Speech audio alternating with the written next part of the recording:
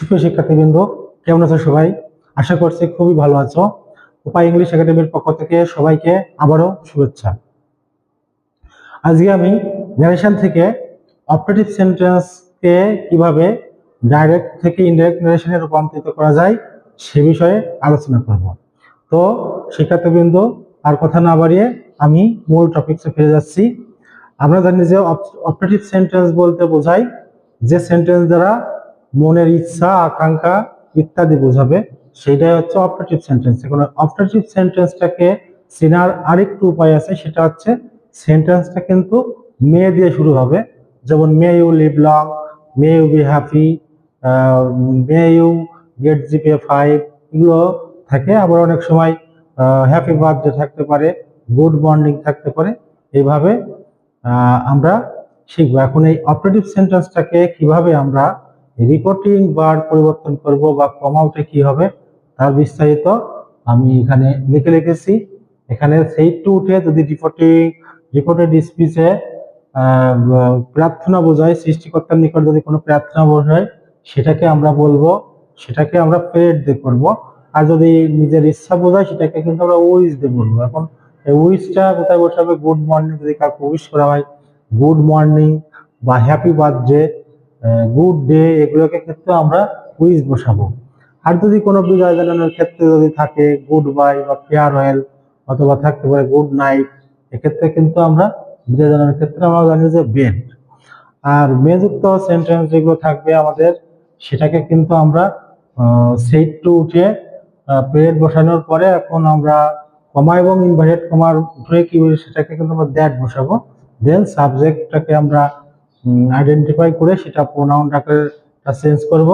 তো আমি উদাহরণের মাধ্যমে এটাকে বিস্তারিতভাবে দেখানোর চেষ্টা করছি। আশা করছি সকলেই বুঝতে পারবে।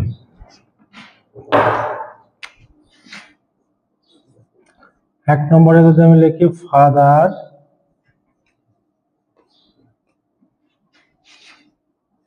said to me,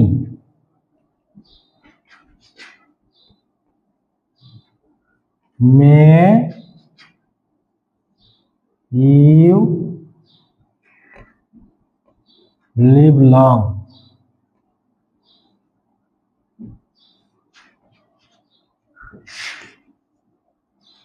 দেন 2 নম্বরে যদি লিখি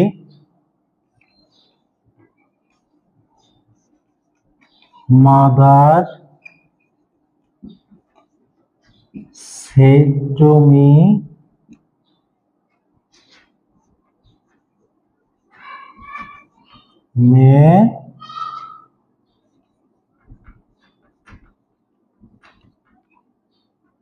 may Allah bless you.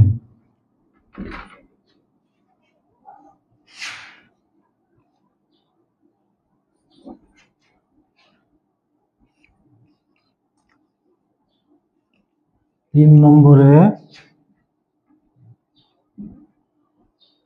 Rahul said to me good morning.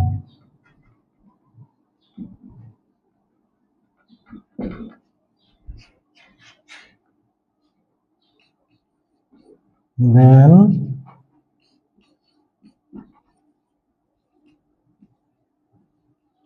Hina said to his friend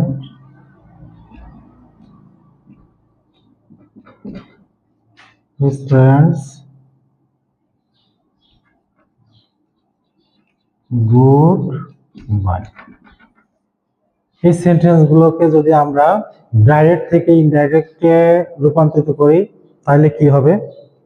আমরা জানি যে অপারেটিভ সেন্টেন্স চেনার সহজ উপায় আছে, সেটা রিপোর্টেড ভার্ব, রিপোর্টিং ভার্ব। সেটা রিপোর্টিং ভার্ব কিন্তু সেইট টু যুক্ত, অর্থাৎ ইনভার্টেড কমার বাইরের যে অংশটা সেটা হচ্ছে রিপোর্টিং ভার্ব। দেন রিপোর্টেড স্পিচ হচ্ছে এই যে মূল যে বক্তব্য ইনভার্টেড কমার মধ্যে থাকে, সেটা হচ্ছে রিপোর্টেড স্পিচ। মানে রিপোর্টেড স্পিচটা যদি মে দিয়ে শুরু হয়, সেটাকে আমরা বলবো অপারেটিভ সেন্টেন্স। তাহলে আমরা তার সেই টু তুলে দিয়ে আমরা পেরেড অথবা উইস্ট সেটা আমরা বসাবো সেন্টেন্স বুঝে।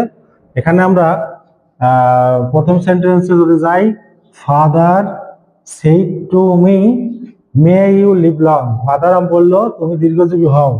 এটাকে কিন্তু আমরা পেরেড দিয়ে করতে পারি অথবা উইশ দিয়েও করতে পারি, তবে এসব ক্ষেত্রে আমরা যেহেতু প্রার্থনা করি সেটা কিন্তু সৃষ্টিকর্তার কাছে প্রার্থনা করি, সেক্ষেত্রে আমরা পেরেড দিয়েই করব। তো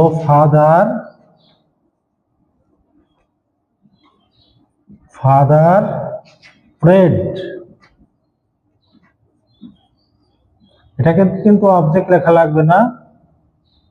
প্রেড মিটা কিন্তু আমাদের না লিখলেও চলবে।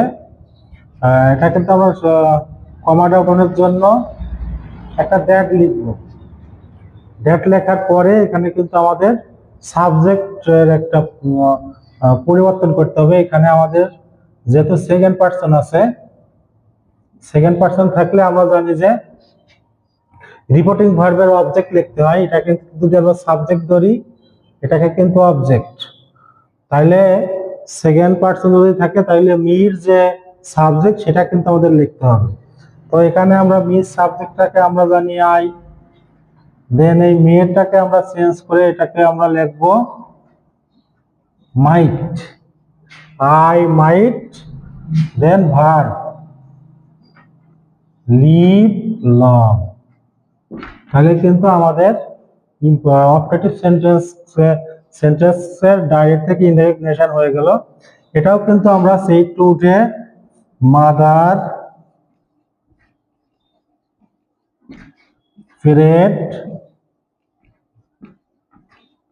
মিটা আমাদের লেখা লাগবে না, দ্যাট কমা উঠে দ্যাট। এখন এখানে কিন্তু সাবজেক্টটা আছেই, এটাই লিখতে হবে, আল্লাহ লিখতে হবে।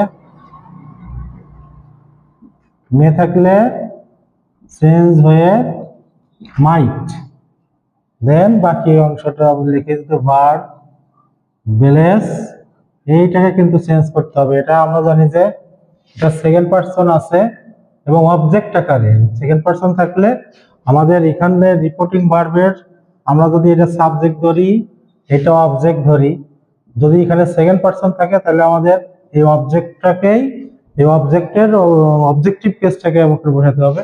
তারপরে মির অবজেক্টটাকে অবজেক্টিভ কেস এটাকে কিন্তু মি দিতে হবে। আল্লাহ মাইট ব্লেস মি, দেন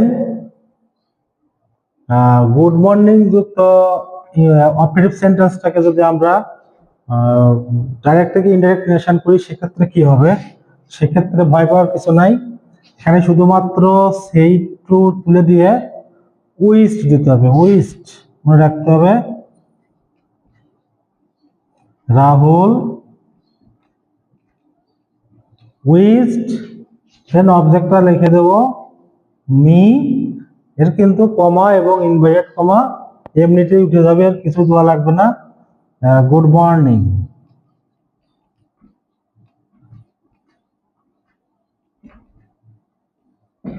এটাও কিন্তু তাই হবে। এটা কিন্তু যদি বিদায় বোঝায় গুড বাই গুড নাইট সেক্ষেত্রে কিন্তু আমাদের উইশ না দিয়ে এটাকে বেড দিয়ে করতে হবে। আমরা যদি এটাকে লিখি রিনা বেড, বেডটাকে লিখে নেব বেড হিজ ফ্রেন্ড, এটাকে কিন্তু হিজ না হার ফ্রেন্ড হবে, হার ফ্রেন্ড, দেন গুড বাই।